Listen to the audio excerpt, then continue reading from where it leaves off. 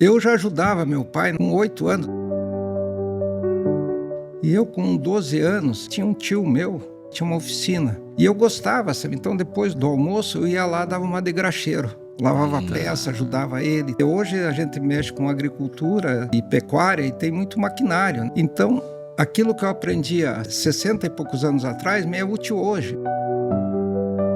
Eu me lembro como hoje, eu e mais o Zé Crente, que foi meu primeiro capataz, fomos na picada e eu achei a 4 quilômetros uma água abaixo. Vi aquela água, tomei um pouco daquela água e sentei num toco assim, rapaz. E fiquei, o que eu estou fazendo no meio de um sertão desse? Parece que Deus falou comigo, sabe, né? Veio aquela força assim. A minha esposa também sempre foi companheira, ela ajudou muito na educação dos meus filhos. Eu tive uma retaguarda muito boa da minha esposa também nesse sucesso aí. Se você perguntar se eu tive dificuldade, lógico que teve, né? Mas quando se tem muita fé, se passa a não ver as barreiras, se passa a superar aqueles momentos difíceis que você nem vê. Quando se vê, você já passou.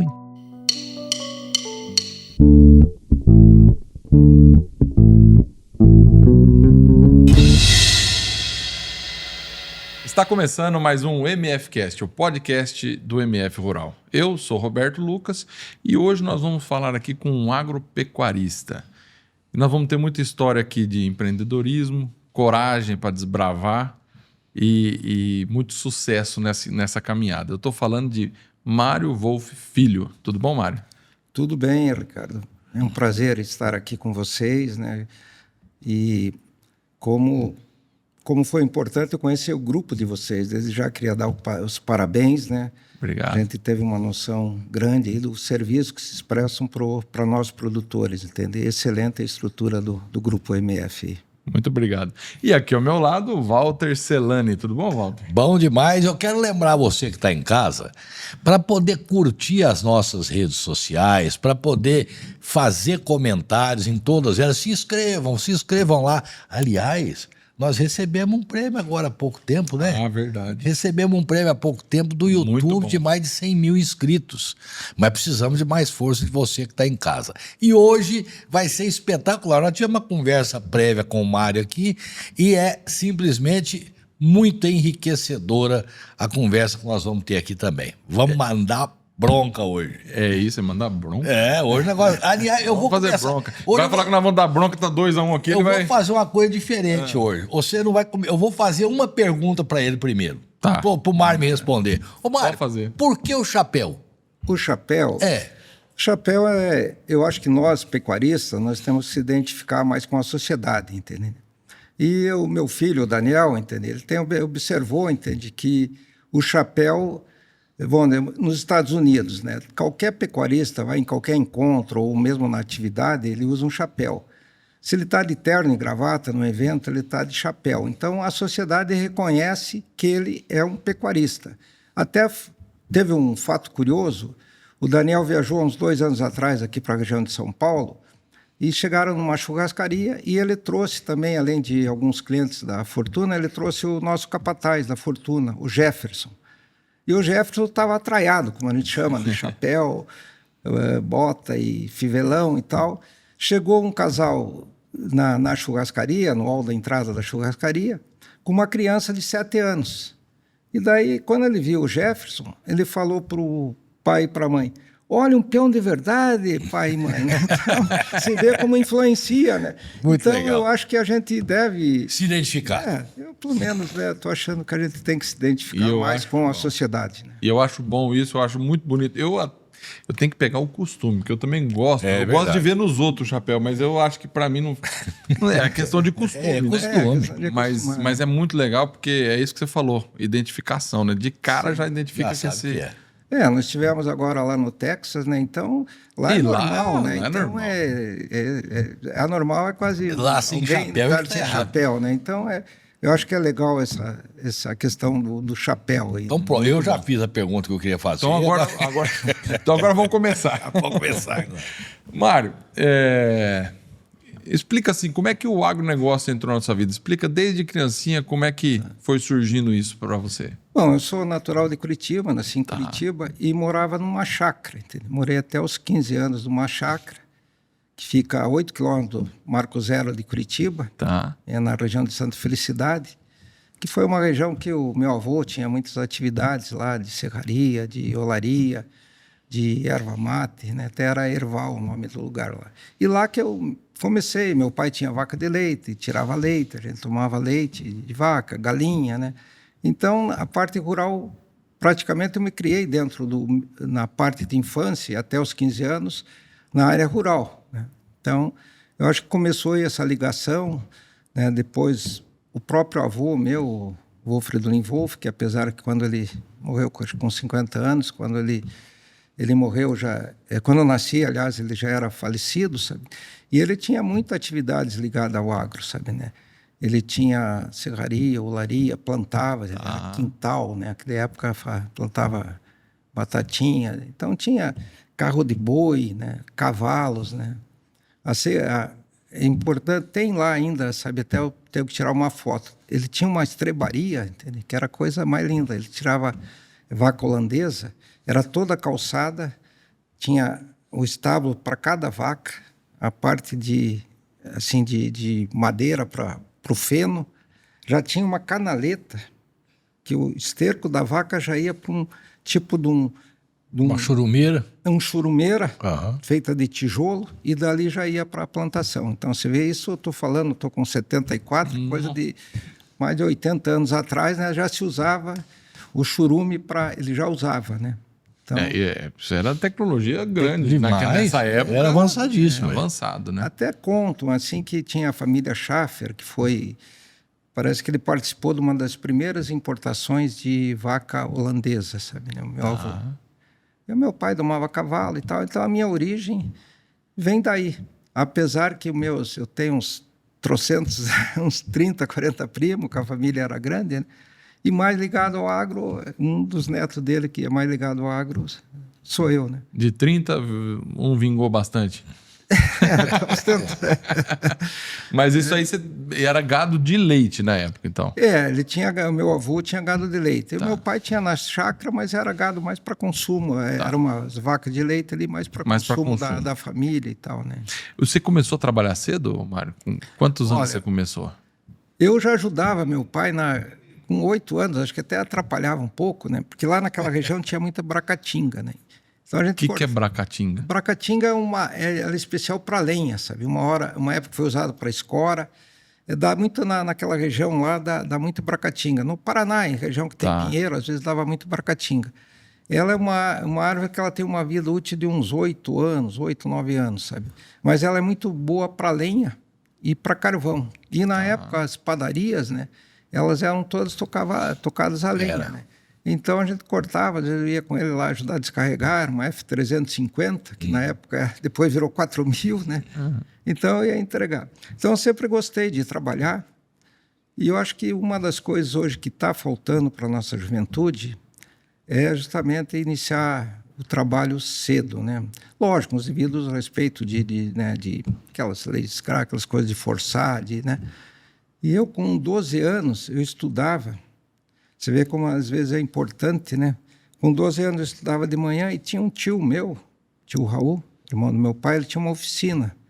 E as oficinas naquela época, o mecânico fazia tudo, desmontava montava motor, caixa, diferencial, mexia em tudo. E eu gostava, sabe? Então depois do almoço eu ia lá, dava uma de graxeiro, lavava a peça, ajudava ele e tal. Mas você vê, hoje a gente mexe com agricultura e pecuária e tem muito maquinário, né? Coletadeira, tratores e tal. Então, aquilo que eu aprendi há, 60 e poucos anos atrás, me é útil hoje. Eu sei por que tem que dar manutenção, por que quebra, o que é uma caixa, o que é um diferencial, uma caixa de satélite, um vira-briquim, né? Então, isso é importante, né? Das pessoas começarem, às vezes, e hoje, infelizmente, até se aquele meu tio quisesse fazer isso, ele não, o Ministério estava aqui, preso. Não vai deixar. Esse é um problema, na verdade, né? Porque acaba óbvio que tem quem abusa de trabalho e tal, mas E é um trabalho saudável, né? Claro, Porque claro. ao invés de estar na rua fazendo qualquer coisa que não... Você está lá aprendendo e uma coisa que você falou, 60 anos depois você está É útil aquilo utilizando que eu aprendi, aquilo. né? E com 14 anos eu tirei a minha carteira de trabalho, daí trabalhei como office boy, né? Na época você tinha que fazer curso de datilografia para conseguir um emprego, né? Mas naquela época você trabalhava ainda muito sem registrar, né? E o primeiro emprego assim de carteira assinada, né, foi no Grupo Bamerindos, que era na seguradora deles, até era Atalaia, daí eles encamparam, quando eu entrei já eles encamparam essa Atalaia, que era uma companhia de seguro lá em Curitiba, e comecei a trabalhar com seguro de vida em grupo, né? Legal. Isso aí já assinado. Daí trabalhei um ano e meio, né, com carteira assinada, e era seguro, naquela época não era difícil, né, e era seguro de vida em grupo, então você tinha que agenciar, né, falar. Vamos dizer, me lembro que tinha uma empresa grande, construtora lá em Curitiba, a Farid Sururgi, e a época que eles davam para a gente oferecer era durante o almoço lá para os trabalhadores, né, deles, né, e vender o seguro, uma pólice deles, né, negócio honesto, mas era difícil naquela seguro de vida em grupo, né, até hoje, né. Em grupo ainda? Era vida e acidente de trabalho e tal, né. Então foi o primeiro emprego assim que eu trabalhei. Isso já com quantos anos? Aí tinha 18 anos. 18 anos. 18 anos. Aí você ficou lá quanto tempo? Eu fiquei 1 ano e meio. Um ano e meio. Daí naquela época, vamos dizer, a gente... E era como se eu ganhava ali, sei lá, um salário mínimo e alguma comissão pelos agenciamentos, né, nas empresas. Então era como se eu ganhasse, sei lá, uns R$3.500. Daí por anúncio de jornal, sabe, né? Aquela época era, né? Muito emprego era por anúncio de jornal. Tinha o Estadão e lá em Curitiba tinha a Gazeta do Povo, né? Tem até hoje esse jornal lá. Então tinha os classificados da Gazeta. Daí apareceu uma oportunidade oferecendo um emprego de representante de distrito na financeira da General Motors, sabe? Tá. E daí eu fui, fiz entrevista e fui um dos primeiros funcionários da FGM lá em Curitiba, né? E daí foi um upgrade muito grande. Né? Daí eu passei, sei lá, como se ganhasse ideia de 3, fui para 10 e tinha carro ainda à disposição, porque a gente tinha que visitar os concessionários e tal, né? Na época era o Opala, depois veio o Chevette, né? Uhum. E daí a gente mudou também, porque daí você tinha que tratar com vendedores, era na época daquele do Milagre, então crédito direto ao consumidor, né? Tá. Então a gente ia fiscalizava também o concessionário, porque tinha uma conta rotativa com a fábrica, né? Então a fábrica faturava e saía com penhor mercantil para a financeira. Então às vezes ele vendia, ele tinha 48 para pagar, a gente fiscalizava às vezes o estoque da revenda, né? Hoje é tudo automatizado, mas tinha isso ainda. Né? Você ia fiscalizar. Hoje a MF Rural tem os boletos aí que facilita muito a vida de todo mundo, né? É verdade. É isso aí. Então, daí você saiu de lá, foi para a FGM. Isso. Daí eu trabalhei uns 3 anos e meio lá, mais ou menos. Tá. Entendeu, né? Daí, e aí, como é que... isso aí é a sua vida ali em Curitiba? Isso. A sua vida em Curitiba. Tá. Aí você estava com 23, 24 anos. Eu estava com 23, acho que 23 anos. E como é que foi a sua ida para o Mato Grosso? Para o Mato Grosso. Com quantos anos o senhor foi para lá? Aí eu comecei a namorar a minha esposa, a Lorici, né? Que até ela está me acompanhando hoje aí, nós vamos visitar o Shiro mais tarde. Shiro Nishimura, né? Que passou aqui com a gente. Exato. Daí namoramos 4 anos e daí eu casei. Tá. E eles tinham madeireira, né? Minha sogra tinha madeireira ali em General Carneiro, Paraná. Mas antes disso, em 72 já, tinha um tio da minha esposa, o seu Maurício, então ele já faleceu, e ele levou um grupo, compraram 28 mil alqueires na região lá que pertencia a Chapada dos Guimarães. A série do município era 700 quilômetros. Em 72, daí em 75, daí depois chegou, estava abrindo a 163, né? Chegou a 163, né? E chegou ali em Itaúba e tal, e começaram a colonizar Colíder. Tá. Começou a colonizar Colíder, Então, nós, para chegarmos lá nas terras, daí foi em 75. 75 a gente daí fez uma parceria com... Tinha a colonizadora, a Colíder, tinha a patrola. E daí entrou 2 tratores, um de um grupo e outro do grupo nosso. Era um Komatsu D6 e um Caterpillar D65. E daí fizemos a estrada para chegar lá em... Daí, nessa época, eu já estava trabalhando, né? Para chegar lá em Canaã, né? Que hoje é a cidade de Canaã, né? Que a colonizadora vinha vendendo os lotes, né? E nós chegamos nas nossas terras lá e abrimos uma estrada que ia até as outras fazendas, né?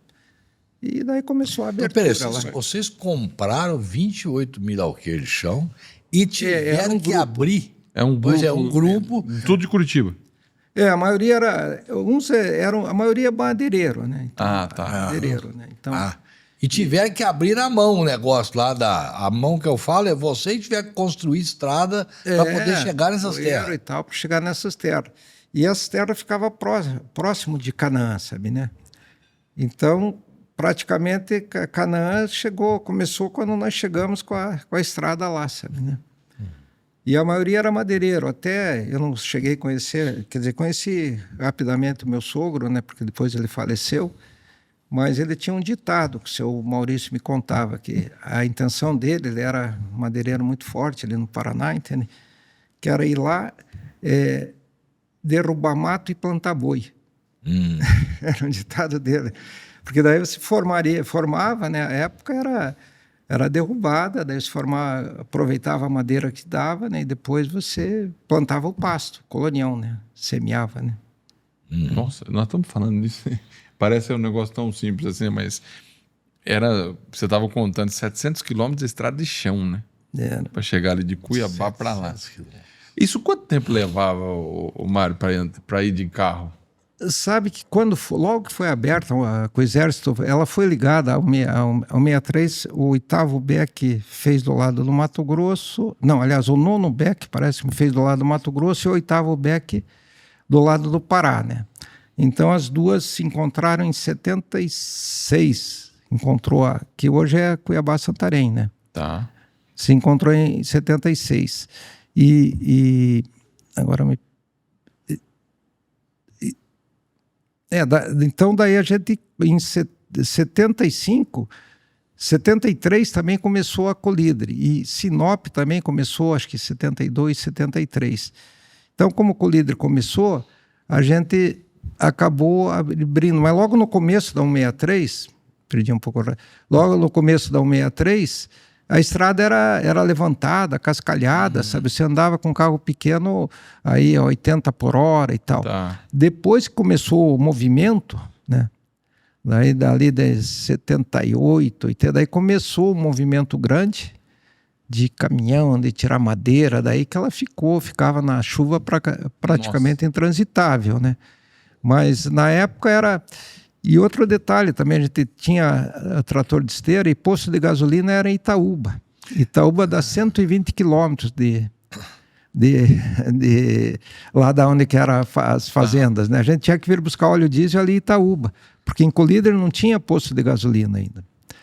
Então a nossa base ali era Itaúba, que até a família dos Bedin ali que colonizaram, tem o Luiz Bedin e tal, o seu Adelino, né, que ainda é o patriarca lá, e os irmãos dele, que abriram ali Itaúba, que serviu como base para muitas fazendas que foram abertas naquela região ali Itaúba, né? Vinham buscar ali. Ali, Colíder já existia ou era um lugarejo só? Colíder foi fundada pelo colonizador da Colíder. Acho que Colíder começou em 73. Então, quando vocês foram para lá, que essas cidades apareceram? Sim. Você foi fazendo estrada? Sim. E depois o mesmo colonizador de Colíder colonizou Canaã, né? E naquela época as terras ali, sabe, o cara ele vendia e era um documentozinho da colonizadora Colíder, né?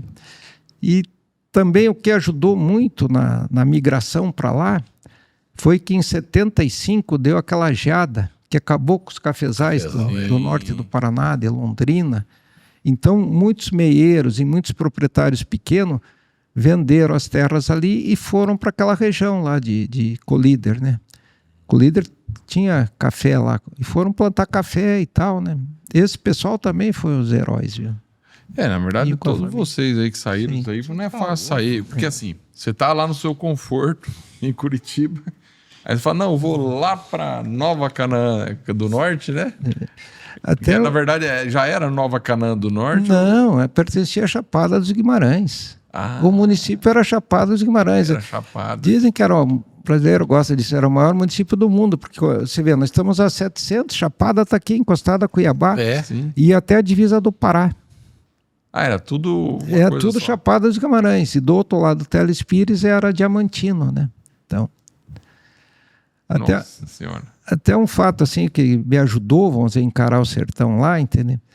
Porque quando o meu pai gostava muito de caçar, entendeu? Na época, inclusive, era autorizado a caça acho que era 1º de maio até 30 de junho, se não me engano, que era a época que não estava reproduzindo, tinha que tirar a carteira, tudo, e era autorizado.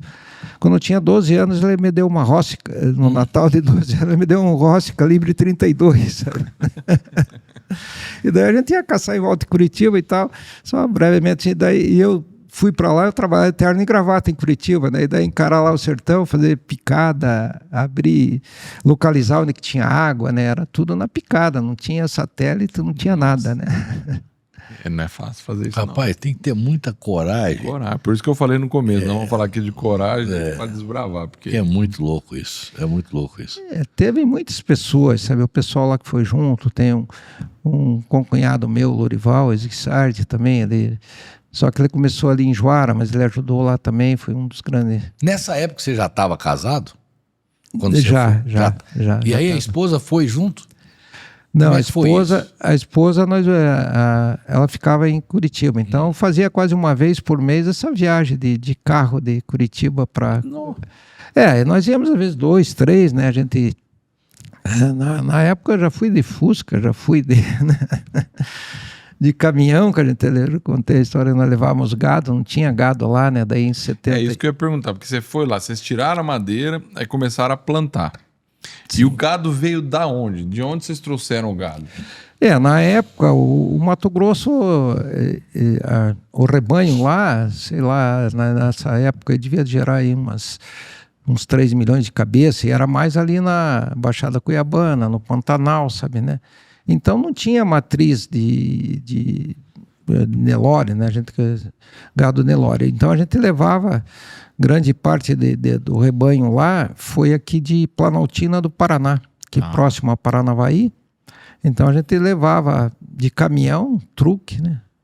Carregava ali 4, 5 truques e levava lá para a fazenda, né? Passava ali por Porto São José, que era a estrada de chão ainda, né? Saía ali por Luanda, ali, Santa Isabel e Porto São José. Era balsa, né? Passava com a balsa ali, saía ali na Casa Verde, ali, passava por dentro das fazendas do Moro Andrade, né? Era tudo areião. E de lá ia, né? Daí era asfalto de Casa Verde até Cuiabá, né? E tinha até um interessante hotel para chifrudos, que era ali, acho que em Jucimeira, né? Jucimeira, tá. Não é pra você ir lá, não, viu? Não, pelo amor de Deus. É só que deixava o... Não é para ir porque não passa na porta, né? Daí você pagava um X por cabeça ali, deixava o gado descer do caminhão, tomar água e tal, e depois o pau torava de novo lá para cima. Pelo amor. Então tinha o hotel para chifrudos. Hotel para chifrudos. Os boi paravam ali. Eu acho que não sei, eu passei uns 5 anos, ainda tinha lá a placa lá, e, não sei, deve ter. É uma aí. coisa que não acaba, né? É um histórico lá. Hotel que eu tô falando, é hotel. Tô falando do hotel. Porque todo mundo que levava, né, ia para Rondônia, ia para porque tem que ter um ponto, né? Tinha que ter um ponto de descanso, né, da água, da tudo, água né? e tal, né? Então era Senhora. um desafio. Uma coisa que é curioso, ô Mário, tá tudo bem, vocês fizeram um negócio fora do padrão, mas o que passava na sua cabeça à medida que você ia abrindo estrada, tudo? O que passava na sua cabeça? Você pensava ou só ia fazendo? Porque se você pensasse, você não faria. Como é que era isso? Como é que era a cabeça do desbravador? Olha, você tinha que acreditar, né? Porque né, você vê hoje, né? Naquela época, aqui no norte do Paraná, essa região São Paulo, as terras já eram caras, né? E como, vamos dizer, você ia aproveitar a madeira, era uma nova fronteira, né? Como teve outras, mas ela foi uma nova fronteira que começou lá, vamos dizer, com madeira, né? Ali, Sinop, na época a gente passava lá, logo que ela começou, dali uns 5, 6 anos, acho que tinha umas 300 serrarias no entorno ali da 163, né? Então, pessoal, e você começou a acreditar. A Cuiabá Santarém, sabe? Aquela época tinha os militares falando que, né, iam fazer dano à infraestrutura e, né, hoje já tem uma certa infraestrutura, mas você tinha que acreditar. Eu me lembro que que ali a JAP nós fizemos era a fazenda da família. Depois, em 80, eu abri a da Fortuna. Então tinha a minha divisa, sabe? Era aquelas picadinhas, mas era picadinha que tinha que ir pulando pau, não era picadão, não, era picadinha de aberta de foice, assim. Então, para você fazer uma derrubada, você tinha que andar na picada para você ver onde que tinha água. Como é que se ia fazer uma abertura para o gado se não tivesse água, né? Uhum. Então, eu me lembro como hoje, eu e mais o Zé Crente, que foi meu primeiro capataz, nós tínhamos mandado limpar a picada e fomos na picada e eu achei a 4 quilômetros uma água abaixo. Eu achei uma água gostosa, sabe, né? Agora o homem tem que ter fé também, sabe, né? Eu me lembro como hoje, eu sentei assim, vi aquela água, tomei um pouco daquela água e sentei num toco assim, rapaz. E fiquei, no meu tempo, eu digo, pô, o que eu tô fazendo no meio de um sertão desse? O vizinho mais perto, acho que ficava uns 20 quilômetros, mais ou menos. E o resto era mata, né? Eu sentei assim, mas me lembro como hoje. Parece que Deus falou com a gente, comigo, sabe, né? Eu, na mesma hora, veio aquela força assim. Eu digo, Zé Crente, com Deus na frente, derruba 500 metros para cima e 500 metros para baixo. Daí deu os 45 alqueires que eu derrubei, a primeira derrubada, né? Hoje é uma fazenda muito produtiva, né? Tá lá a gente tem gado, tem soja. Esse ano até agora acho que talvez eu vou receber um prêmio lá tem ali a Agromave que me dá assessoria, o Mundo Agri. A gente faz agricultura de precisão, eles que nos assessoram. Nessa fazenda, 1.400 hectares, eu consegui uma média de 85 sacas por hectare, sabe? E gado também, a gente tem gado lá, produz um pouco de gado de raça. Então, daquele momento ali, né, olha o que se transformou, né? Então, eu acho que o homem, eu sempre, na abertura dos eventos lá na fazenda, eu acho que principalmente o produtor rural, o pecuarista, aliás, todas as atividades, né, ele tem que ter fé, sabe, né? Então, porque eu acho que a força nossa está na fé. Perfeito. É muito, muito... Porque assim, você falando que fazia picada, porque assim, igual você falou, o mais próximo era 20 quilômetros. Só que ele tinha vários riscos. Nada, e tinha vários riscos ali, né? Porque você tá abrindo uma mata, ali tem tudo. Tudo. Tem cobra, tem onça tem índio. Tem índio. Então assim, era um perigo constante, né? Naquela época, sabe, os índios já tinham sido transferidos para a reserva do Xingu, sabe? Que os militares, quando eles fizeram a estrada, eles tiveram também, acho que essa preocupação, e a FUNAI, não sei de que maneira, mas foi criada a reserva do Xingu, né? Que tem até hoje, né? Que tem até hoje lá. Os perigos era cobra, onça, mas sabe que a cobra é interessante, sabe? Até esse dia mataram uma bico de jaca lá, o cara estava saindo da fazenda ali, onde tem o secador lá, balanço, mataram uma bico de jaca enorme lá. Eu não sei se o que é, sabe? Mas deve ser alguma proteção, porque com tantas aberturas que nós fizemos, teve a Fazenda Jape, a Fazenda Eldorado, que eu fui sócio, entende? Ali a própria Gamada, né? E sabe que nunca aconteceu de um acidente grave assim com cobra ou com bicho, sabe, né? É uma coisa interessante, sabe, até a gente... Porque tinha tudo para acontecer. Tinha. Eu andava com um revolvinho 32 na cinta, mas porque se viesse uma onça, né? Primeiro não corria sem fazer barulho. Mas você sabe que você andava sempre com o seu capataz. Tinha Você sabe que chegar a onça, você não precisava correr mais que a onça. Era só correr mais do que ele. Né? Não, mas... Aliás, eu perdi vários capatazes assim. Sabe o que eu vejo assim, entende? Eu acho que o bicho mais perigoso que tem é o bicho homem, sabe, né? Porque uma onça, é só se ela tiver com um filhote, que é uma coisa, até uma vaca, depende da vaca, ela vem em você, né? O instinto maternal, entende? Mas ela corre antes do que você, entende? E é difícil se ver, inclusive, porque ela já percebe, né? Já percebe, já sai, né? Então eu acho que é muito... esse perigo é só realmente se ela tiver ferida ou aquada, né? Lógico, hoje já tem casos aí de pescador, de coisa, ela pode, mas assim no mato num sertão como aquele, sabe? Eu acho que ela corria bem antes do que a gente. Tanto é que se eu vi onça assim nessa época, foi uma ou duas, assim, depois quando começamos a abrir estrada e tal, mas na mata, assim, realmente, né? Então tem muito folclore também sobre a onça. Tem isso também, né? Mas é uma coisa que assim, a gente fala, você falou que tem que ter muita fé, né? E é uma coisa que eu falo às vezes aqui, que é exatamente isso. Porque tanto a fé e o medo, você acredita naquilo que você não está vendo. Sim. Então, e você só pegou do lado da fé. E foi ali e fez, né? Então, assim, isso te tira aquele medo. Porque se você ficar pensando, vai ter uma cobra, vai ter uma... Você volta. você nem sai, né? Não. O que ajuda também, sabe? O meu pai era a gente ia caçar, ele era o cara que não tinha... não era que ele era destemido. Porque o que acontecia naquela época, vamos dizer que eu era criança? Às vezes o pai, não sai para fora que tem bicho papão. Ou tinha gente que fazia visagens, que pegava uma cobra e tal. E o meu pai nunca acreditou nisso, ele nunca nos pôs medo, né? Então, às vezes, os próprios pais que põem um pouco de medo nas crianças, né? Então eu vejo assim que tinha aquela medo, história, o velho do saco vai te pegar e tal. A minha esposa, que é psicóloga, às vezes ela fala, às vezes a gente acaba criando os medos desnecessários nos filhos, né? Na forma de abordar, né? Verdade. Assim como você cria coragem também, né? Sim, assim também Você faz os dois, né?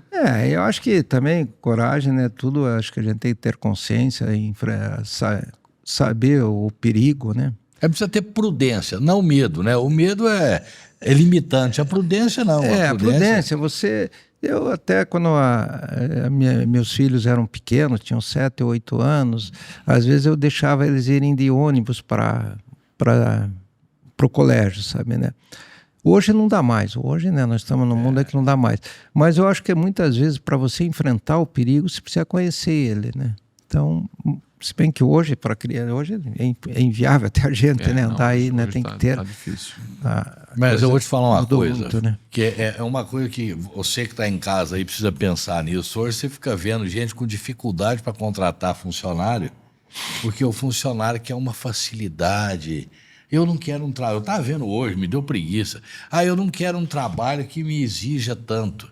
Eu quero um trabalho mais tranquilo, porque eu nunca trabalhei. A moça perguntou, mas quando você formou? Eu falei, faz 2 anos. Ué, e o que você fez nesse tempo? Eu tirei um período sabático para mim. E aí você vê onde é que tá, por que vai mudando as gerações. E você teve uma... Aí chega e fala, Mário, tá rico, é fazendeiro, tá rico. Todo fazendeiro é rico. Vai lá desmatar o que ele desmatou, vai lá passar o que ele passou, se expor ao que se expôs para ter o que tem hoje, né?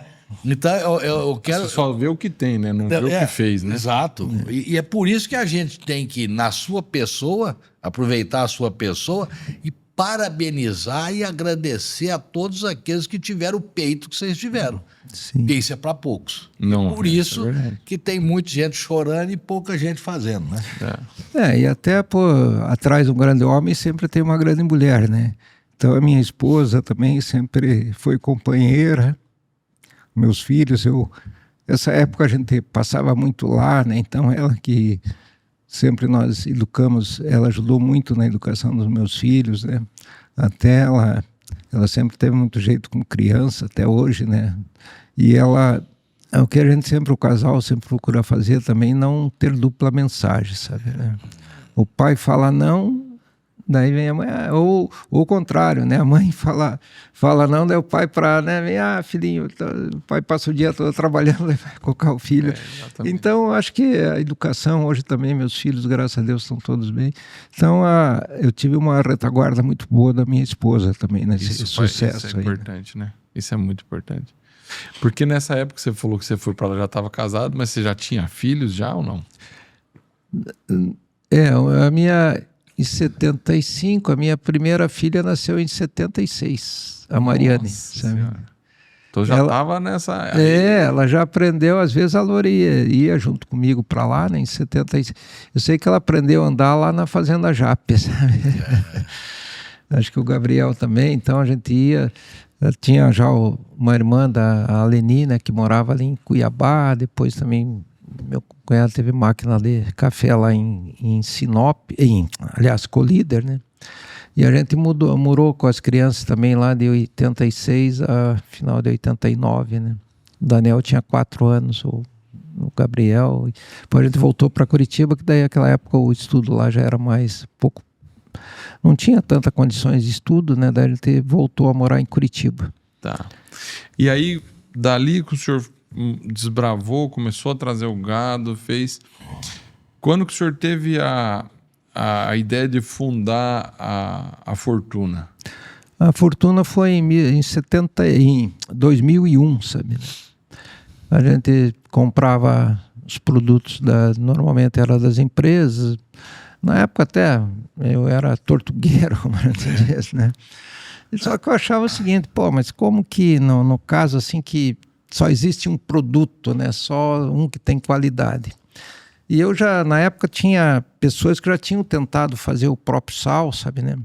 E não deu muito certo, porque tinha que ter uma parte técnica, a compra de matéria-prima também era mais difícil, né? No volume, né? Depende do volume. E daí eu conheci um rapaz que era zootecnista, tinha formado em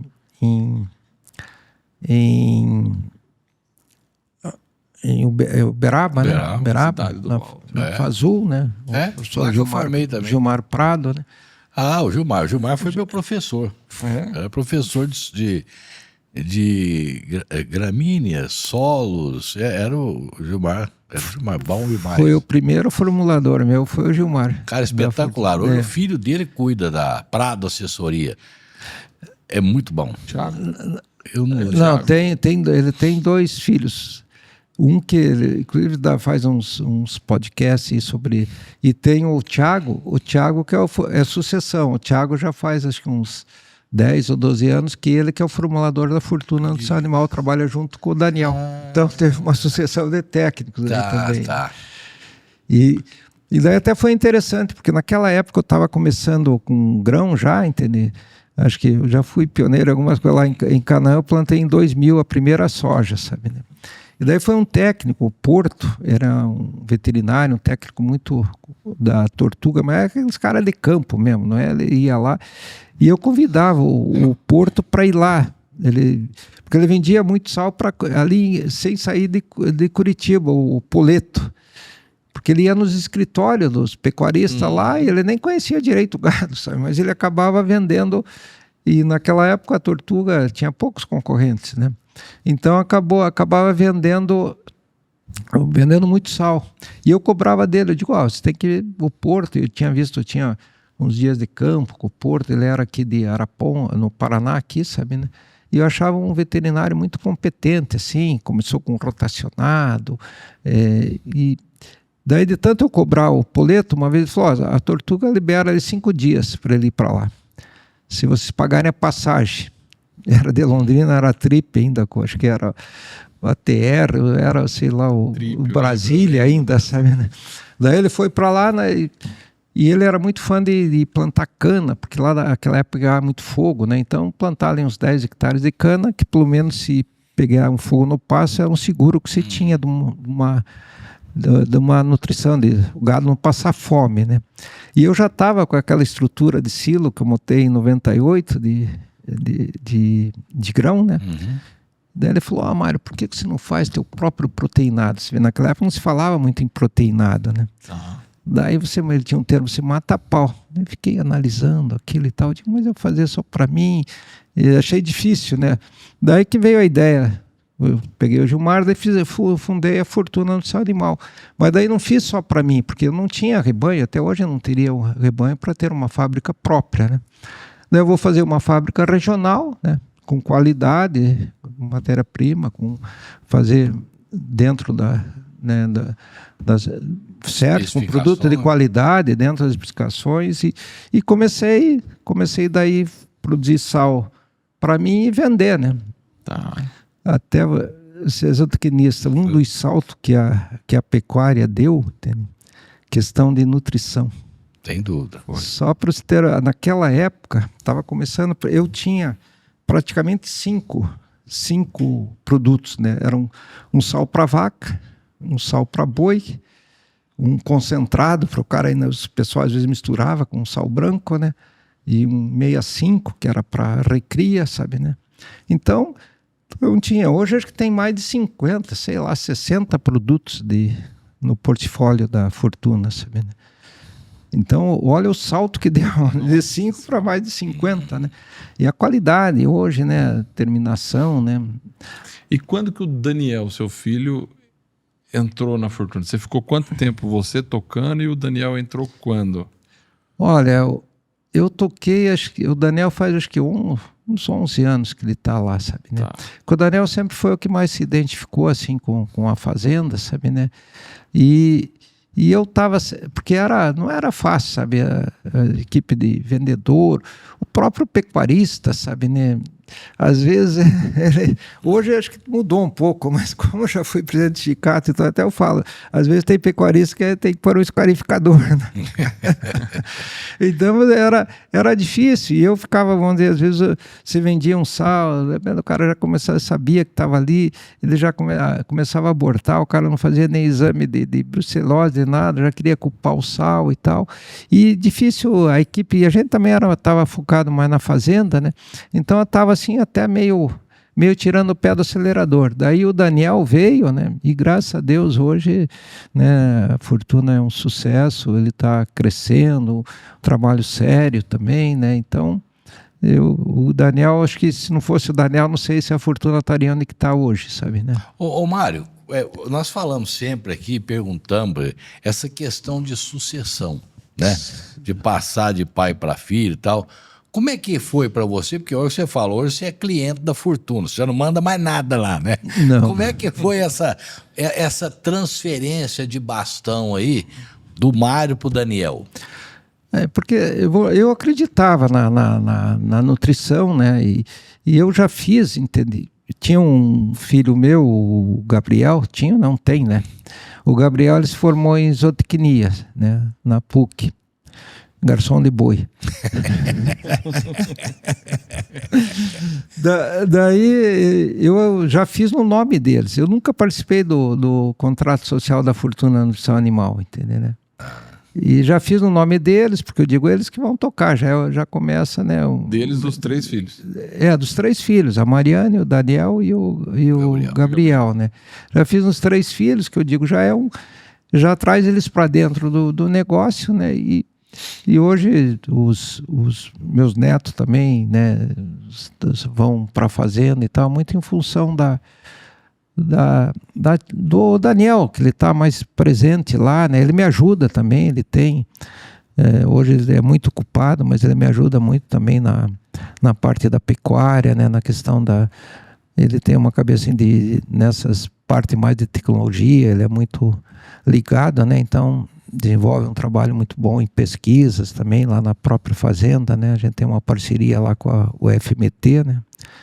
E com a Embrapa, e já tem diversos trabalhos lá, desde a TIP, na primeira TIP que foi feita, hoje tem em carcaça, diversos produtos, né? Às vezes tem empresas também que fazem, o Thiago lá, né, tem formulações diferentes para ver qual que dá o melhor resultado, né? Então, graças a Deus está indo muito bem. E o Daniel é também formado na zootecnia ou não tem nada com essa área? Não, o Daniel ele é formado em administração, sabe? Ele se formou lá em Curitiba, acho que foi no Positivo, né? se formou em administração. E mas lógico, hoje ele mas sempre tem bons técnicos, mas ele tem né? um técnico do lado, claro, que é o que importa. Não é só, hoje tem um corpo técnico, né, sem dúvida, na fazenda, né? O Thiago coordena, mas depois tem a AFL também, que é um outro segmento lá que tem as parcerias, né, com a Nutripontes, com a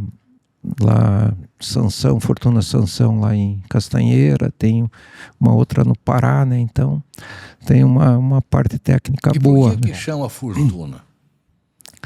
Fortuna começou porque era um nome, o meu avô, que eu falei, ele tinha uma fazenda, entende, em Tibagi, chamava-se Fortuna. E daí eu resolvi pôr Fortuna, né? A Lore também, que era minha sócia majoritária ali, concordou também com o nome, né? E daí começou, até muita gente às vezes confunde, sabe? Porque a Fortuna, a agroindústria fica ali na Fazenda Gamada, né? E o nome é Fortuna no Estado Animal. Às vezes o cara, mas não é lá embaixo na Fortuna. Então, E Fazenda Gamada, que é o nome dos 3 filhos, né? Gabriel, Mariana e Daniel, né? Muito bom, muito legal. E você, desde o começo, você teve essa... Então a Gamada hoje tem uma fortuna. Tem. Demorei, mas percebeu. Você lá desde o começo, que você está mostrando aqui, é o seguinte: você teve a coragem de desbravar o local e também visão, né? Porque se a gente não tiver uma visão de negócio, a gente também não consegue ir para frente.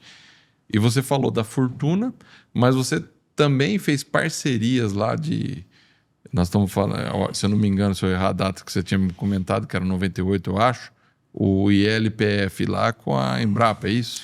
Isso, em 98 a Embrapa precisava de uma área, entende, para fazer implantar, né, uma integração lavoura, pecuária e floresta, né? E daí de pronto eu abri a área lá, era uma área já mecanizada, né, que a gente plantava soja, né? E daí foi implantada essa unidade ILPF. lá de LPF, lá na fazenda. E segundo a informação, é a primeira unidade na bacia amazônica de LPF, é lá na Fazenda Gamada. Isso foi em 98, né? Tinha um técnico muito bom da Embrapa, ele pertence à Embrapa ali de Sinop, né? Tá. Ele foi transferido de Goiás para lá, que é o Flávio Vruck, sabe? Um cara, um leão para trabalhar, uma pessoa que eu respeito muito e que implantou esse projeto lá, onde foi tirado bastante experiências, né, sobre... Você vê que tem tudo, tem o pioneirismo em várias coisas aqui, né? Sim, tem. Então, assim, mas é aberto também, a cabeça é aberta. Eu quero falar, não, pode vir aqui, faz aqui, vamos. Porque é uma coisa, se você também não faz isso, está disponível, né? Está disponível para evolução, né? A gente tem que buscar, né? Até eu falei a gente tinha aquele que acabou, não tem mais, né? Aquele projeto do Rúbia Galega. Eu me lembro que durou 15 anos, não sei se foi em 2. Bom, hoje faz uns 16, 17 anos. A pecuária estava assim numa crise, sabe, assim, de preço e tal, né? Vaca valendo, sei lá, na época, não sei se era R$30 arroba. Tava uma crise assim na pecuária, de preço e tal. Daí eu, pela revista, a DBO, eu vi lá uma reportagem que ia ter um dia de campo em Buri, aqui no interior de São Paulo, na fazenda que trouxe a genética do Rúbia Galega para cá, até esqueci agora do nome dele. E eu daí entrei através de e-mail, mandei para Fabiana Fará, na época era que tocava o projeto.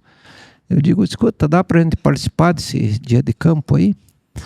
Daí eu me lembro, peguei um carro lá em Curitiba, fui eu, levei o Lorival, que era meu cunhado, o Américo, levei o Gabriel e o Daniel, fomos ver esse dia de campo lá. E daí, como eu já tinha feito cruzamento, que eu já vi, sabe, até o BBB eu tinha usado. Daí eu vi lá, estavam embarcando uns garrotes, né, que ia pro abate. Eu digo, não, cruzamento como outro qualquer. Então, né, na época era com o Pão de Açúcar, né? O Abílio Diniz que tocava, né? ele que fez esse projeto, né? Era uma produção dirigida para o Pão de Açúcar, né? Então prestava serviço frigorífico, ia para ele e ia para as gôndolas, né? E eu digo, daí comecei, a Fabiana foi lá para Sinop, deu uma palestra lá, depois daí já entrou o Bidinho ali, que era um pecuarista forte, né? O Bidinho, entrou o Lorival, entrou eu, entrou depois o Edras lá da Fazenda Telespires, e foi um projeto que durou muito tempo. Daí se tinha às vezes a gente vendia o boi ou a novilha nossa com preço a novilha era um pouco menos, né? Mas o boi você vendia quase preço de São Paulo, sabe? Por causa do plus que eles pagavam em cima da carcaça. Então, isso daí, desde a inseminação também, a gente sempre... A inseminação é uma coisa também... Você foi um dos primeiros lá, né? A levar a inseminação, né? Fomos os primeiros. Primeiro ali foi o Bidim, depois ali já... Agora, data assim, não lembro bem, mas foi o primeiro. Depois a própria IATF, sabe? Veio a gente começou a fazer, né?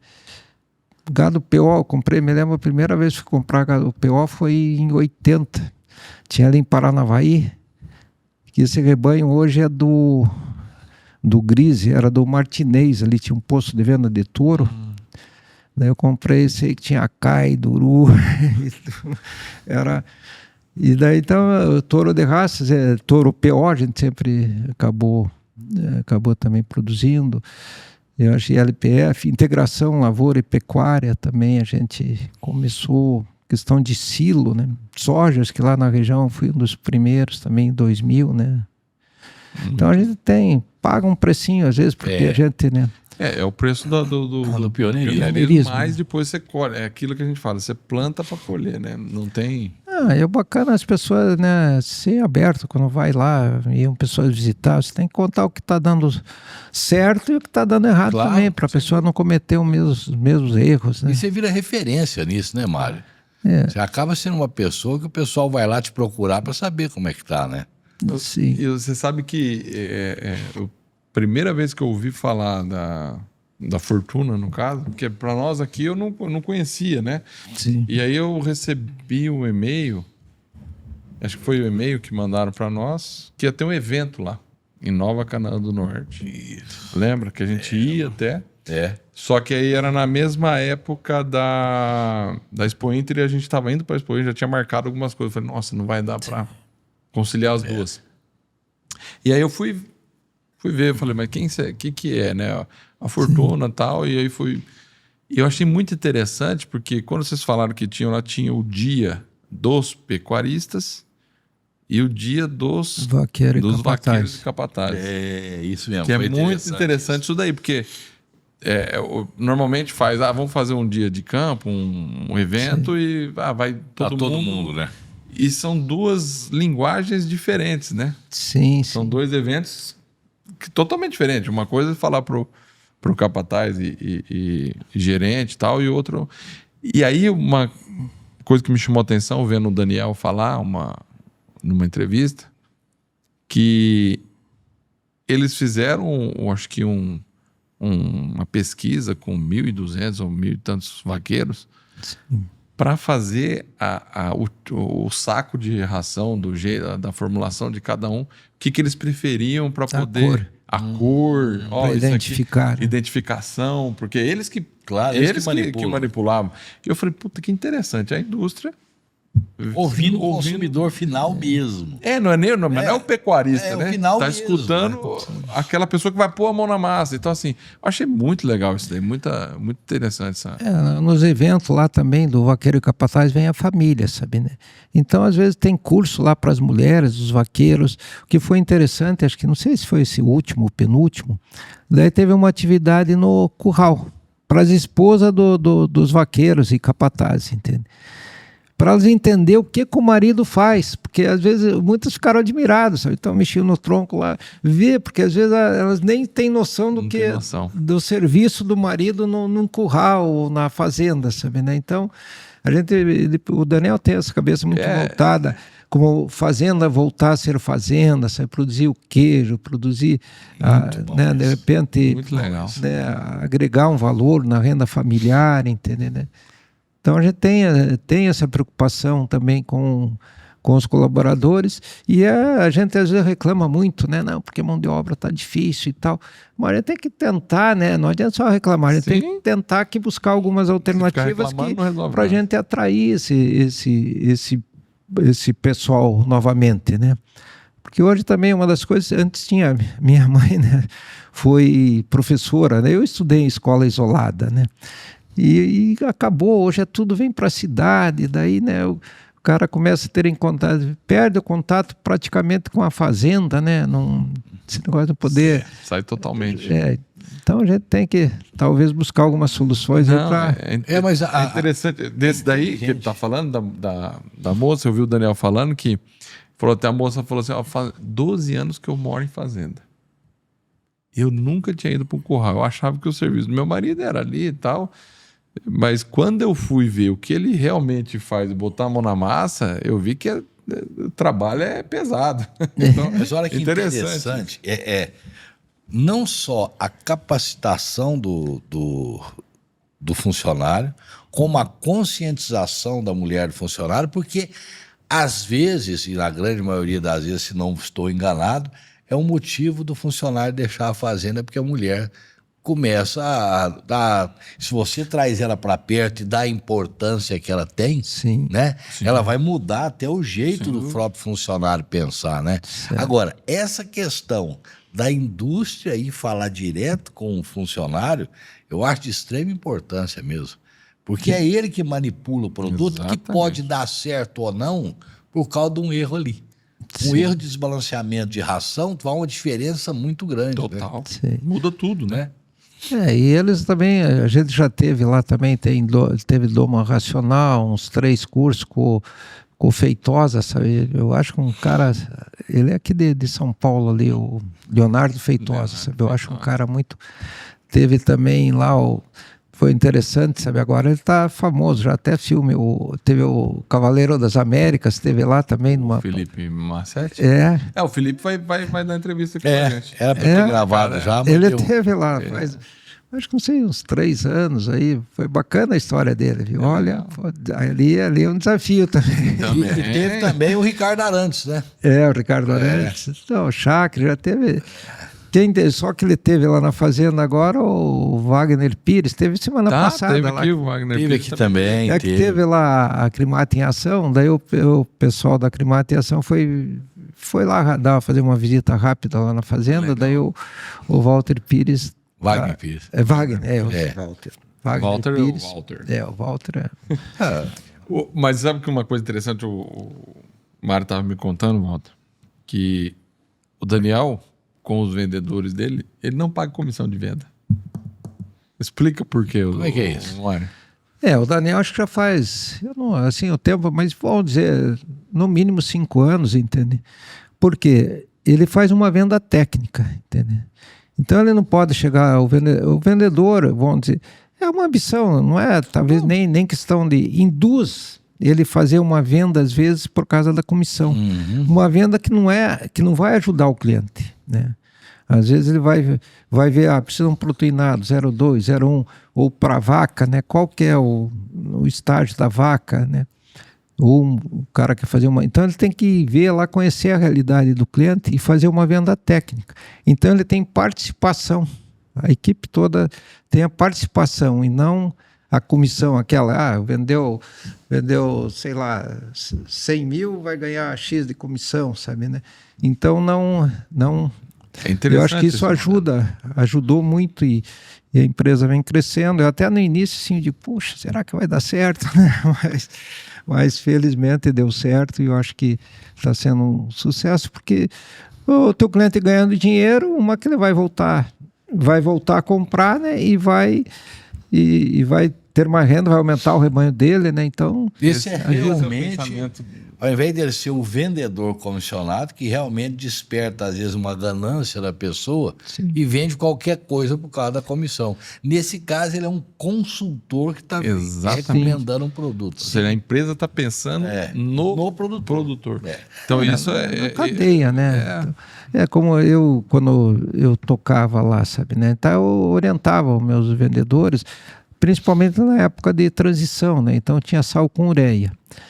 Então, Vende pouco. Se o cara pede, ela procura que...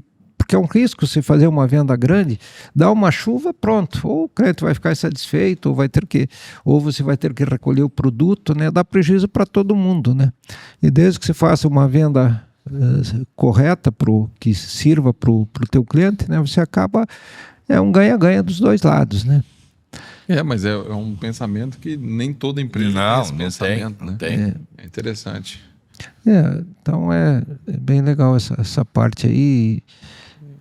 E vamos ver se nós vamos lá agora. Não sei quando vai ser o outro que você vai ter agora.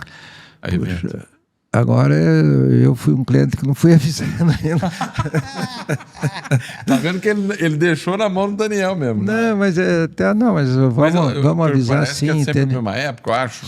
Sempre é em torno de, acho que agosto, ali por agosto, né? Daí não, vai ser um prazer muito grande recebê-los lá. Eu vou lá porque eu quero conhecer umas galinhas diferentes que tem. Né? Como é que chama as galinhas? GSB, é galinha sertaneja balão. Vocês fiquem atentos aí, logo vai ter a galinha sertaneja, balão na Fortuna. E olha, rapaz, as galinhas chegam a dar 4 quilos uma galinha. E sem muita coisa, o bicho é impressionante. E de quem que é essas galinhas, Walter? É de quem manda na empresa. É da esposa do Mário, que já está separando isso para poder daqui a pouco colocar no mercado a galinha balão. Muito bom. Ela até já está querendo, acho que, largar a psicologia para se dedicar à galinha caipira. Aos galináceos. Galinha balão. Você ficou, não, cadê a galinha? Não, está aqui. Mas essa diversificação... que eu queria te perguntar também, Mário, você pensava no começo nessa diversificação ou era só abrir e plantar boi? Não, a gente sempre se vai amadurecendo, eu acho que a gente sempre tem que ter uma visão assim, né, de buscar novos horizontes, oportunidades, né? Eu acho que é muito interessante, né? Questão até estava comentando sobre, hoje o meu secador lá, a lenha é de eucalipto, é lenha própria, né? Então você tem que ter essas alternativas de outros mercados. Eu vejo hoje aí, está saindo muito lá, eu acho que o investimento é grande, mas não tem erro, entende? Essas empresas de etanol, sabe? E, inclusive está ajudando muito o milho, praticamente antes lá no Mato Grosso a safrinha era... Eu não peguei muito essa época aí que eu comecei a plantar milho depois, mais em função da própria nutrição, né? E também às vezes tinha que fazer o cálculo, que às vezes era melhor se comprar do que você plantar, né? Mas a indústria de etanol está ajudando muito lá a região. E eu acho que é um segmento que não tem erro. Outra coisa também que eu acho que ajuda, que as duas atividades que têm que andar juntas, é agricultura e pecuária. Né? Essa integração de agricultura e pecuária também um não vive sem o outro. É só ver, né, o avanço que está dando hoje ajuda, né, muito a questão de acabamento. Hoje você vê, a gente reclamava muito dos frigoríficos, né, que por causa de rendimento e tal. Lógico que tinha, até hoje deve ter alguma parte deles também, né? Mas era muito em função que a gente vendia um boi mal acabado, um boi escorrido. Eu, depois que eu comecei a terminar meus bois só bem acabados, sabe? Só ou TIP, ou confinamento, ou que seja uma novilha dando um certo acabamento, eu não tive muito mais problema com o rendimento, sabe, né? Então, acho que a parte avançou muito essa questão da qualidade da carne nossa, né? Você lá hoje, Mário, você tem cria, recria e engorda? Como é que é na fazenda? Eu faço cria, recria e engorda. Então eu tenho também o gado PO, né? Eu produzo gado PO. Nelore PO. Nelore PO. Estou também na confraria da carcaça aí, né? Que eu acho que é carcaça Nelore. Que é um salto grande que vai dar no Nelore, na produtividade, vai contribuir muito para a genética qualidade de carne, né? Qualidade e a produtividade. Eu acho que, né, eu tive lá no dia de campo do Chiro, né, lá na fazenda dele em Monte Campo Verde, né? Daí eu tive lá, eu vi lá mais ou menos os números que foram apresentados pelo Gambale e os gráficos lá, entendeu? Não tem o porquê, sabe? É um negócio assim como 2 e 2 quase são 4. Lógico que tem aquela questão de manter também a parte da beleza do Nelore, a parte o racial. O racial do Nelore é importante, sabe, né? Mas você vê o boi por dentro, essa tecnologia de tipificação, sonografia de carcaça, né? É uma coisa que veio para agregar mesmo. É definitivo, né? Não é um modismo isso, não, né? Não, isso daí realmente ela vai contribuir muito para o avanço da pecuária nacional, né? Sem dúvida. Só para o pessoal entender, então você faz a cria, recria, engorda, como é que você faz lá? Você desmama com quanto tempo, depois praticamente passar um pouquinho o ciclo de como você faz lá na fazenda? Não, eu desmamo e já vai, porque onde a gente pecava muito, eu mesmo, era na recria, sabe? Não adianta você desmamar um garrote aí com... Bom, o professor está aí. Um garrote aí com 250, ou sei lá, 260 quilos, e daí você joga ele lá... E ele volta para trás. Já tem a febre da desmama, ainda uma febre de nutrição, né? Acaba voltando para trás. Então você tem que realmente a recria, caprichar, ou estudar qual que é o proteinado, lógico, fazer o custo também, né? E ver com quanto tempo se quer chegar, né? Mas eu normalmente o gado crioulo meu tenho abatido com 18 meses, né? Com 21 arroba e pouco, um rendimento de carcaça aí de 57 e pouco, né? Bom demais. Até quem já deu palestra lá já são uns caras sensacional. Os criadores já foram os dois lá, entendeu? Admiro muito eles, da APTA ali, o Gustavo e o... Eles que tocam o projeto da APTA aqui em Colinas, o Gustavo Rezende, acho que eles são nutricionistas. Eles que criaram o boi 777. 777, tá. O 777, acho que é o Gustavo e o... agora esqueci o nome. Eu também não. Mas já tiveram lá, são umas pessoas, são os dois pesquisadores muito, muito bacanas, sabe?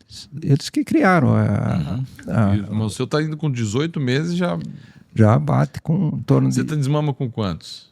Eu desmamo com 8 ainda. 8, Aí fica então, 10 meses já vai para abate. Porque daí você faz uma recria bem feita, né? E fecha na TIP com 430 quilos mais ou menos. E daí em torno de 100 dias, né, o abate, né? O TIP, né? Porque tá vendo? Terminação intensiva a pasto. Você faz... Eu faço a RIP e a TIP. Tá. Que a RIP é recria intensiva a pasto e depois vai para TIP. Né? E nessa TIP você dá alguma... lá no coxo alguma coisa? Como é que você faz a isso? diferença, vamos dizer, entre a TIP e o confinamento é que na TIP você não tem o volumoso, que é a silagem. Tá. O próprio pasto é o volumoso, né? No caso. E a ração no final, no acabamento, vai quase 9, 10 quilos, vai quase a mesma, a ração é quase a mesma quantidade praticamente do que o confinamento, não. E você termina no mesmo tempo, com rendimento muito bom também, né? E talvez com estresse menor também. Com certeza. Com certeza. Com certeza, bem menor, né? Às vezes, na época como agora, né? Chove lá na fazenda direto, né? Então fica se não tiveram... Aquela barrela danada. Aquele barro, aquela coisa. Então até talvez influi até um pouco, talvez, no ganho. No ganho de peso, né? Conforto animal. Então é muito... Interfere bem. Interfere, isso. Tá, então você faz essa... Rapaz, 18 meses, 57, posso te mostrar até as fotos depois. Mais, ainda tem uma vantagem, que é o rendimento na desossa, que é o que toda indústria busca, né? Aí até o Marco Túlio, que já teve aqui, é o presidente da Celeiro confraria, um cara também que eu admiro muito, faz um trabalho muito bacana. O Marco Túlio, ele já fez, ele separa, vamos dizer, dentro antes do abate, né? Faz a leitura de carcaça e vê às vezes que aquele boi mais leve rendeu mais do que o boi mais pesado, né? por causa justamente da carcaça, né? Da wall e da desossa. Tem aí a espessura de osso, tem a espessura até do couro, que muitas vezes interfere em 2 arrobas num boi. Faz uma diferença absurda. Diferença absurda. Então eu acho que o Nelore também está dando um salto muito grande, né? Lógico, o Angus também é uma raça que contribui e tá, continua contribuindo muito para os cruzamentos de modo geral aí, né? Mas eu acho que o Nelore ainda tem muito que melhorar, né? Porque está começando agora, né? As outras raças já têm um desenvolvimento de anos, na pesquisa de anos, principalmente o Angus, né? E o Nelore não tem raça pro Brasil que não seja o Nelore. Não, não tem nem. Não, eu digo, qualquer cruzamento dá certo, porque nós temos a melhor forma do mundo, que é a vaca Nelore, né? Exatamente. Qualquer um dá certo, exatamente. Agora, hoje, quando o senhor foi para lá, o senhor falou que compraram 28 mil hectares lá, mas... Alqueires. Alqueires ou hectares? Alqueires, né? Alqueires. Um pouquinho a mais. Coisa. Duas vezes. Mas era um Não, grupo. Lá é Alqueirão. Lá é o Queirão? Não, lá é o paulista mesmo. É o normal. É o 24. Mineiro que coloca o Queirão. Esse negócio de pobre não quer mexer com Mineiro isso. que coloca o Queirão. Agora os mineiros, depois que começa a abrir e tal, tá meio. Daí eles aparecem. Só né? aparece depois. Eu sou obrigado a concordar com você. É verdade. Não, Mas é mesmo. Olha, se não for o pessoal do sul do Brasil aí, nós colocamos gaúcho, catarinense e paranaense, tem que tirar o chapéu. Fizeram o Brasil ficar bom lá para cima. É os que tiveram coragem. A Alta Floresta, que hoje é uma cidade que está crescendo muito, e acredito que, lógico, Sinop, né, fora de série, assim, o crescimento de Sinop. Mas Alta Floresta também é uma cidade que está crescendo muito, né? Foi colonizada pelo Ariosto da Riva, ele era paulista, né? Uhum. E Canaã também é uma cidade assim que ela tem, você vê como evoluiu muito a agricultura lá na nossa região. Há uns 12 anos atrás aí, eu plantava 800 hectares ali na Gamada. Eu era o maior produtor de toda aquela região que pega ali de Santa Helena, passa Colíder, Carlinda, Alta Floresta, Nova Bandeirantes, Monteverde e tal. Com 800 hectares eu era o maior produtor. Hoje só o município de Canaã planta 100 mil hectares. Puxa vida. Então a evolução que teve. E você está plantando uns 90 mil? Não. E o importante. Essa é a pergunta que eu ia fazer. E o importante, sabe o que é? É que o gado permanece em torno de 400, Nova Canaã, 400 e poucas mil cabeças de gado. Ou seja, né? não sumiu o gado. Não, pelo contrário, ele está sendo até o desfrute está sendo melhor porque está melhorando a questão de comida, e Canaã é uma cidade assim que até eu acho que o Vinícius lá, o atual prefeito, um rapaz novo que assumiu agora, sabe? É uma cidade também que ela tem bastante oportunidades, né? Ela tem um pouco, porque ela fica no meio de Colíder, que é as cidades polo, né? Mas ela é uma cidade assim com bastante. Tem um frigorífico lá, tem o frigorífico do Bilincanta, faz anos que tem lá, né? Tem também um curtume agora pequeno que vai começar a girar, tem ali um laticínio também que fazia até aquele leite, o tetra, né? De caixinha e tal. Então tem oportunidades muito boas lá no nosso município também, entende? Muito bom. Hoje, daquela área que o senhor pegou lá no começo, você conseguiu expandir ela muito do que você foi no começo? Essa fazenda ali onde que é a Gamada, hoje eu comprei, sabe, né? Ela foi de um tio meu, daí ele vendeu, a pessoa ficou uns 10 anos, até o mineiro, o seu Márcio Pimenta, sabe? Hoje até o filho dele está lá em Alta Floresta. Daí eu comprei dele, daí abri mais 50%, né? E tem a fazenda lá, Fortuna Tapaiuna, que fica uns 100 quilômetros dali, que daí eu comprei depois também e abri, né? Tá. Lá a gente tem, sim, normalmente não, é lei, né? 50% de reserva legal para as aberturas que foram feitas antes de 2008, né? E então hoje eu tenho em torno aí de uns 15 mil hectares e metade, acho que até não dá bem a metade aberta, né? Então você acaba aproveitando. Tem mais reserva até Tem mais reserva do que, né? Isso é um outro detalhe interessante. Isso que eu queria, que é o que a gente fala direto aqui.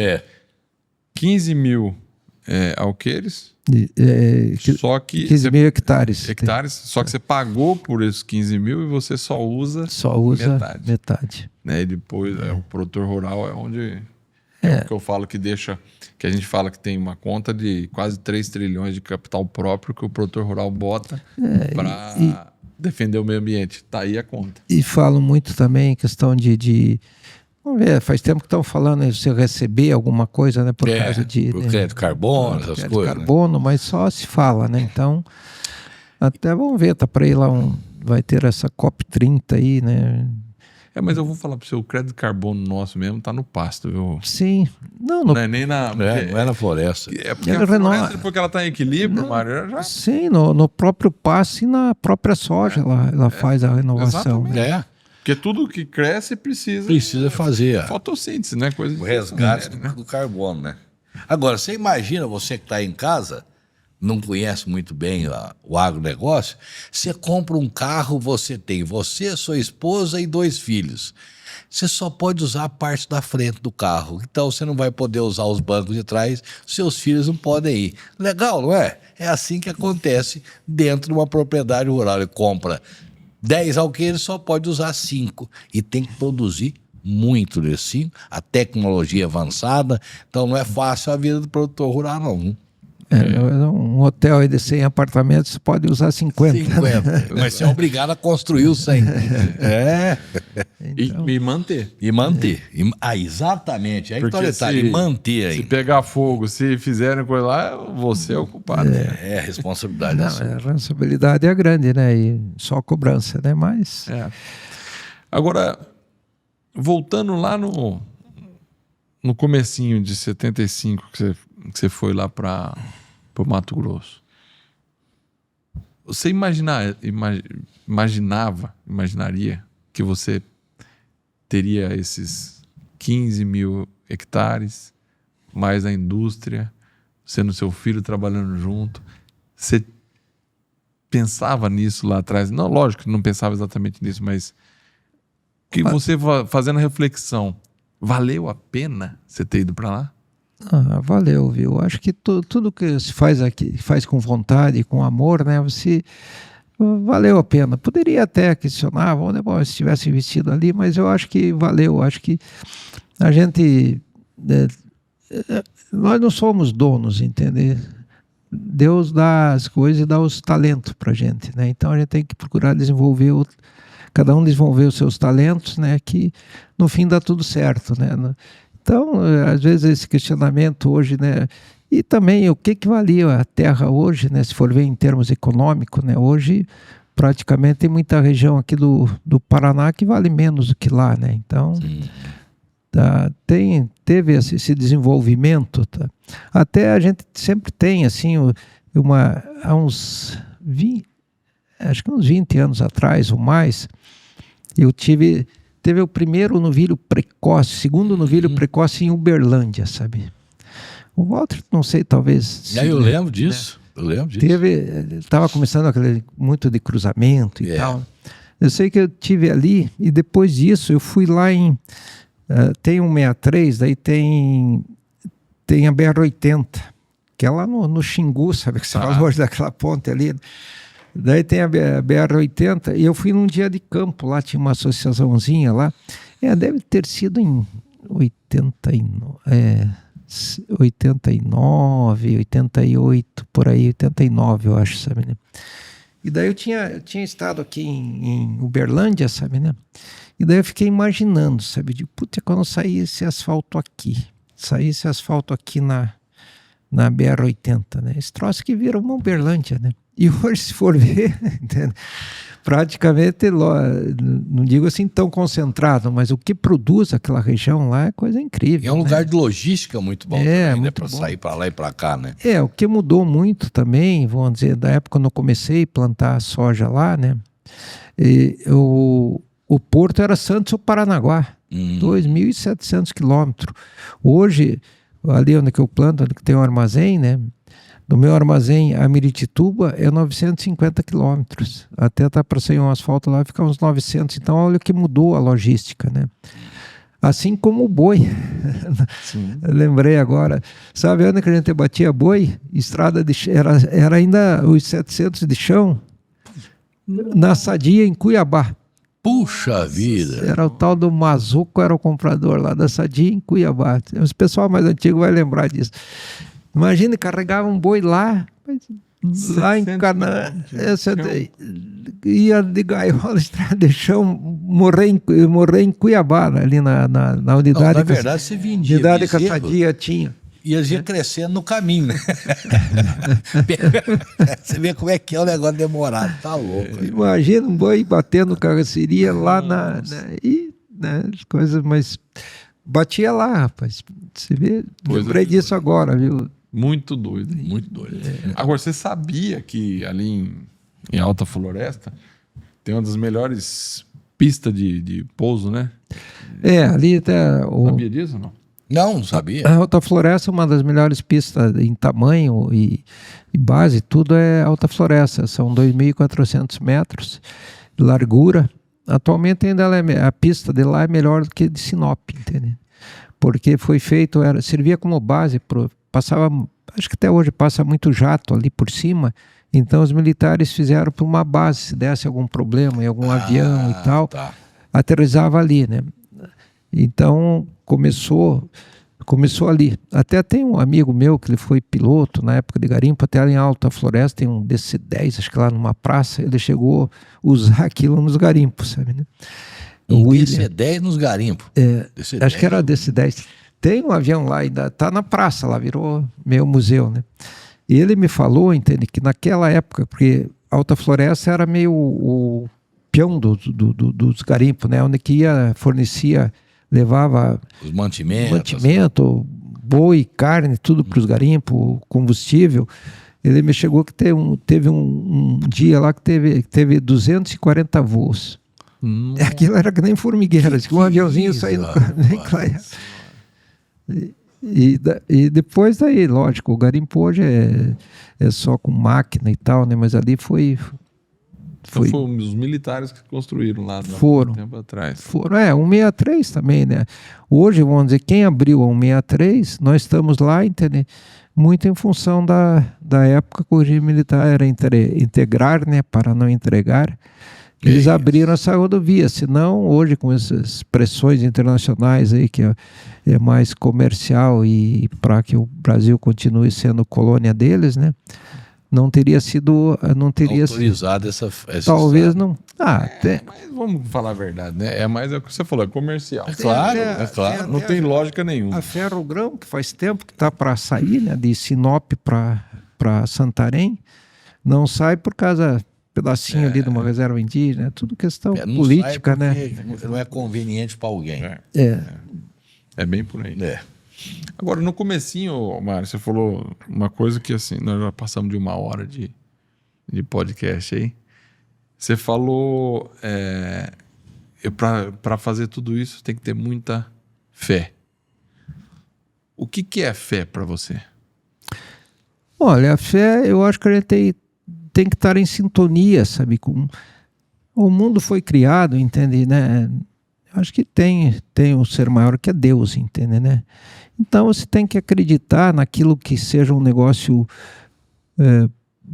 que você vai fazer o bem, não só para você, como para o teu próximo, né? Você tem que acreditar e fazer, entende? Isso te dá uma motivação, né? Que você tem aquela coragem, você tem aquela determinação, as dificuldades, né? Eu contei aquela lá do toco, né? Se você perguntar se eu tive dificuldade, entende? Então, lógico que teve, né? Mas quando você tem muita fé, você se passa a não ver as barreiras, se passa a superar aqueles momentos difíceis que você nem vê. Quando você vê, você já passou, entende, né? Então isso te motiva, te dá uma energia, né, divina para você continuar em frente, né? Dificuldade todos nós temos, mas você tem que acreditar, né? E Deus te ajuda, entendeu? Eu acho que todos nós temos um ser, né? Quando nós nascemos, nós já fomos criados, nós nem sabíamos, vamos dizer, teu pai e tua mãe nem sabíamos que nós íamos ser gerados. Já foi uma criação divina, sabe, né?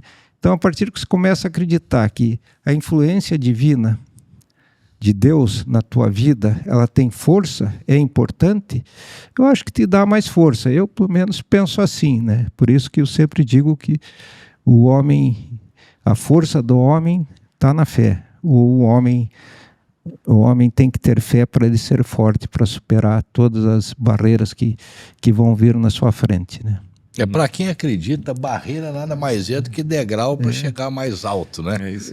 Você vê previsão do tempo. E faz uns 7, 8 anos, sabe?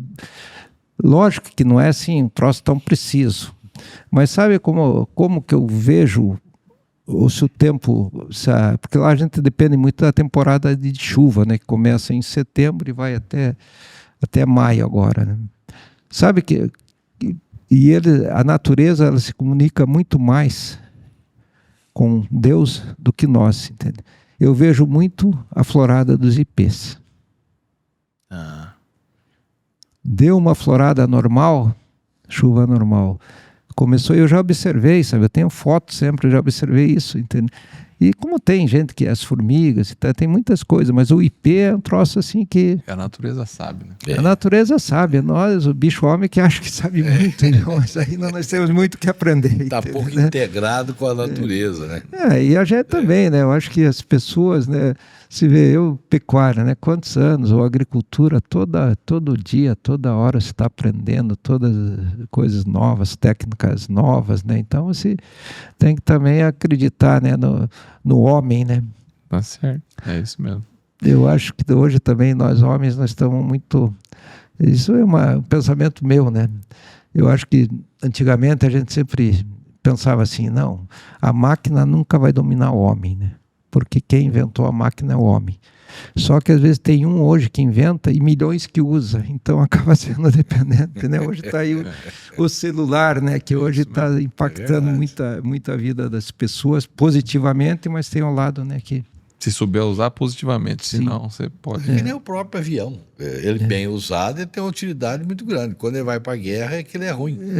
Foi o caso do Santos Dumont, né? Exatamente. Agora, para construir tudo isso, o Mário, que nós estamos falando aqui de você, qual que é o valor, eu diria?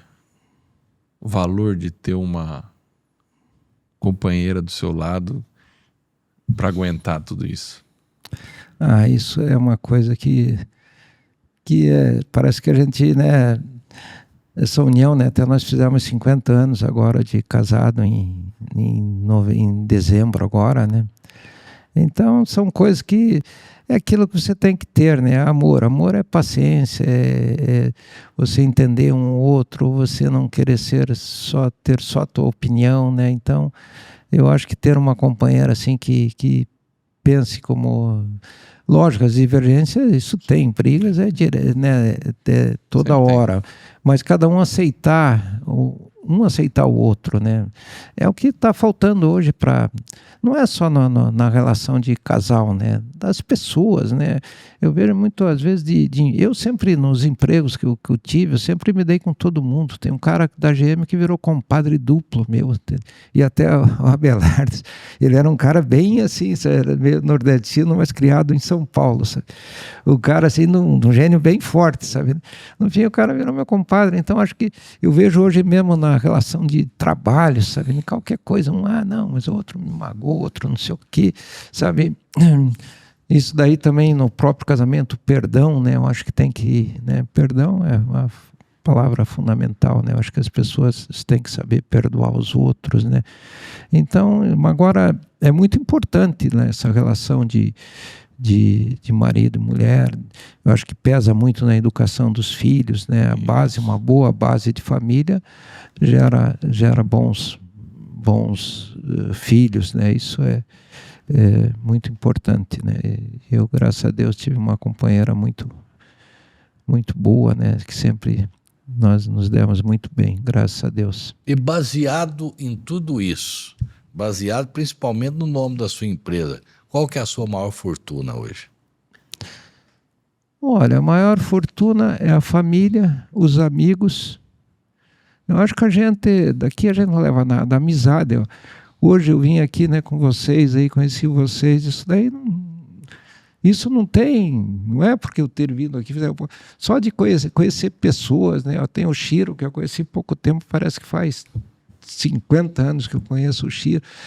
Dá uma convivência, outra coisa, né? Eu fui presidente do sindicato da Acrimate, você não ganha nada.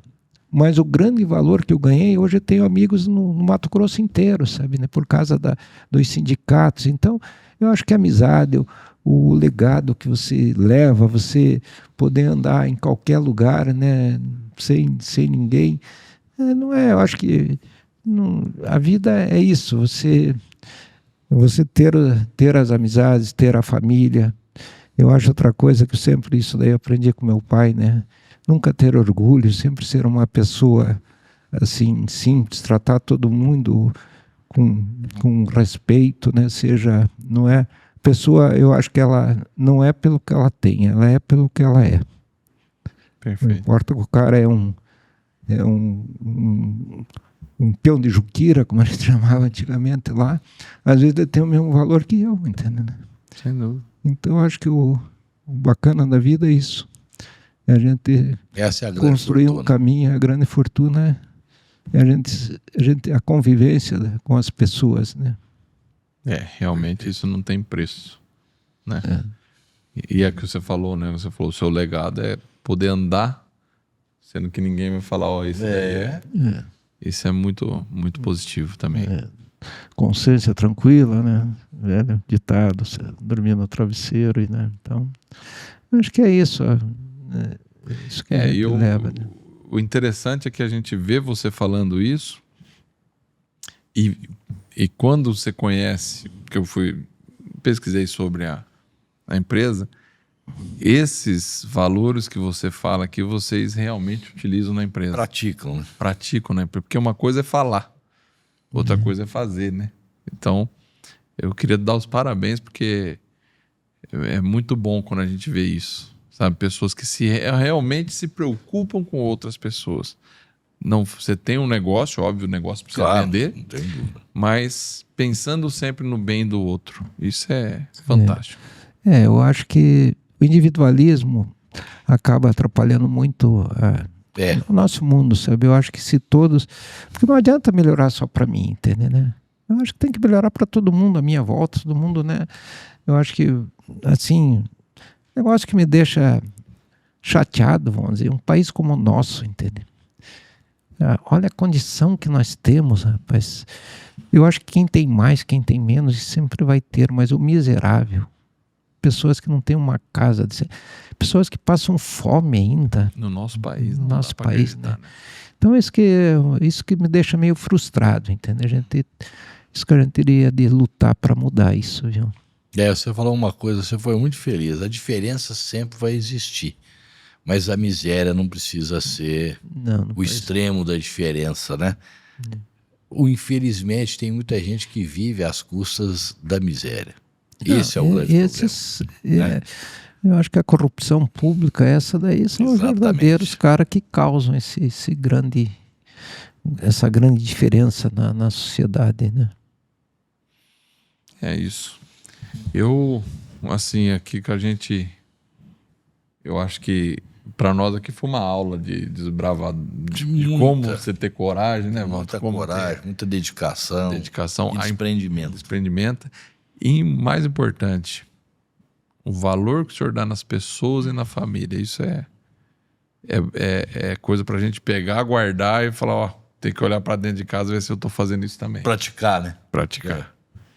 Queria agradecer demais você ter vindo aqui, contar a sua história, falar com a gente, dar o seu tempo aqui, a sua esposa que está ali também, veio aqui com a gente. Eu gostei demais dessa companhia hoje. Eu que agradeço, viu? Olha, eu fiquei impactado realmente com o grupo de vocês, viu? A história de vocês também, assim...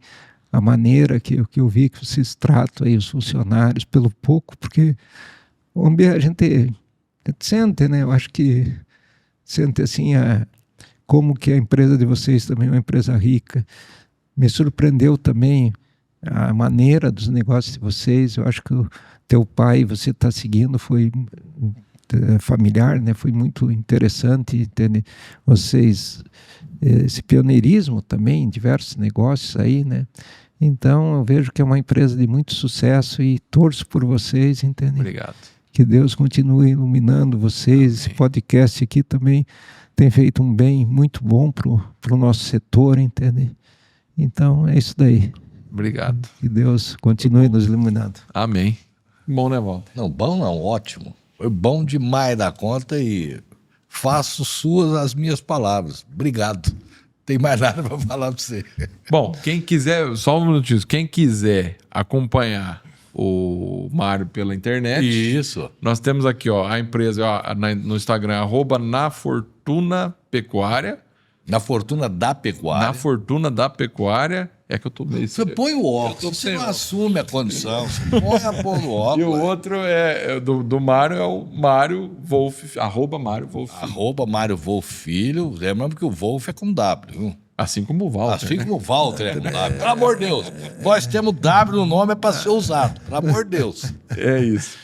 E é isso. Quem quiser saber mais, entre em contato lá com o seu Mário, que vocês não vão se arrepender, porque é uma pessoa fantástica que a gente conheceu aqui hoje. E vamos ver se esse ano nós vamos lá em Nova Canaã, né? Nem ser para dar uma volta de galinha balão. Nós vamos ver as balão lá. Não, às vezes mora um carneiro enforcado. Tá bom. Vamos lá. Nós vamos lá. É isso. Esse foi o MFcast, o podcast do MF Rural.